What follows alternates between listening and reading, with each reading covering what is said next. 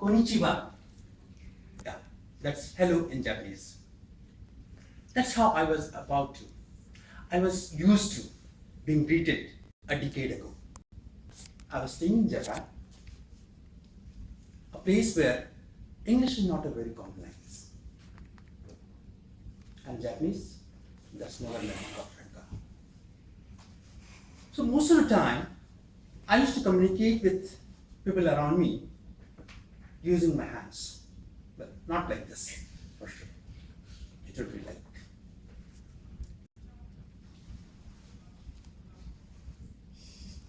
all the emotions, body language, they used to come out and I used to express them, express myself using those emotions, gestures, body languages. I understood the language is not a barrier for communication. Having done that, I really wonder why it took so much of time to do P5 and P6. I was already trained there. But at that place where whenever I used to listen to someone speaking English, I should listen to, oh, okay, at least there's some language which I can understand. Because 99% of people used to speak only Japanese. Imagine, you are staying in such a place where you can't even listen to English, and English songs to your own language over there. Someone speaks to you in chaste Hindi. You're supposed to be exalted. You're supposed to be elevated to a different land altogether. But that was not to be, at least in the beginning. It was a fine Saturday morning. I went on a ritual on vegetables. While I was busy picking up the tomatoes and the potatoes and the eggplants and lady fingers, I heard someone say, Namaskar. I was exalted. I was euphoric. But I suppressed my feelings. I told myself, looks like I started missing my country so much that all of a sudden the ears have started sounding like Hindi. And I kept on picking tomatoes and the potatoes.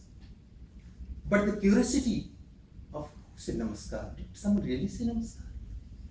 It made me turn around. And there I saw, almost 10 feet away from me, there was a gentleman, 6 feet tall, a white gentleman looking like an American, having a big beard, orange t-shirt, and a black jeans, standing there with his hands folded. I knew, I heard the right. Immediately my hands came perfectly in this position, and I said, Namaskar. There was a sense of relief on his face. I reached out to him and he said, you know what? When I said Namaskar and you did not respond, I thought I did something wrong. Now it was my time to feel embarrassed. And what do we do when we feel embarrassed? We try to divert the topic. So instead of talking about that, I asked, where do you learn Hindi? He said, I spent my time in India. Oh, good, that's so good to meet someone who spent his time in India. Then he asked, where in India do you belong to? I said, Bihar. Oh, Bihar, such a nice place, awesome. I was taken aback. Ladies and gentlemen, it was 10 years ago, and at that time, you could hear anything about Bihar, but not awesome, not good place. People used to hear that I am a Bihari, they used to say, okay, nice to meet you. But here was a person who was saying, awesome. I needed to ask more. So he asked, where in Bihar have you been to? He said, I went to Gaya, Bodh Gaya, Nalanda, Pavapuri, Rajgir, many places. And I started connecting the dots. Is he a Buddhist? Because most of the places he said were a Buddhist subject. I did not feel like asking him straight. So I said, and where else did you go to in India? He said, I went to many places, but I spent my time primarily in Dharamshala. I could make out that yes, he has to be Buddhist because Dharamshala is a place where the Dalai Lama stays, near to Dharamshala. So I said, oh, Dharamshala, that's so nice. Did you go to McLeodganj? McLeodganj is the actual place where the Dalai Lama has his ashram. He said, yes, I've been to McLeodganj, I stayed there.